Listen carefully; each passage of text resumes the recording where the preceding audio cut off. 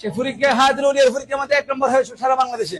পাকিস্তান গিয়ে পাকিস্তানের বিভাগে তকি জকি নকি না, পাকিস্তান গিয়ে তারা পাকিস্তানের বিভাগে 1 নম্বর হয়েছে আলহামদুলিল্লাহ।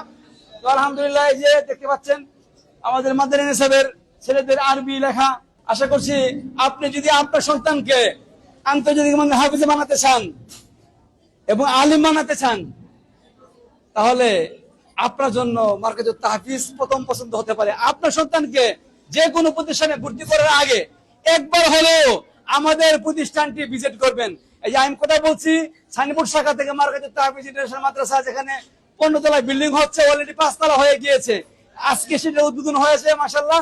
সবাই দোয়া করবেন। আপনি যদি আপনার সন্তানকে আন্তর্জাতিক মানে হাফেজ বানাতে চান, জেনারেল শিক্ষিত করতে চান, ভালো আলেম বানাতে চান, ইসলামিক স্কলার বানাতে চান, আন্তর্জাতিক পুরস্কার প্রাপ্ত হাফেজ বানাতে চান, তাহলে আপনার জন্য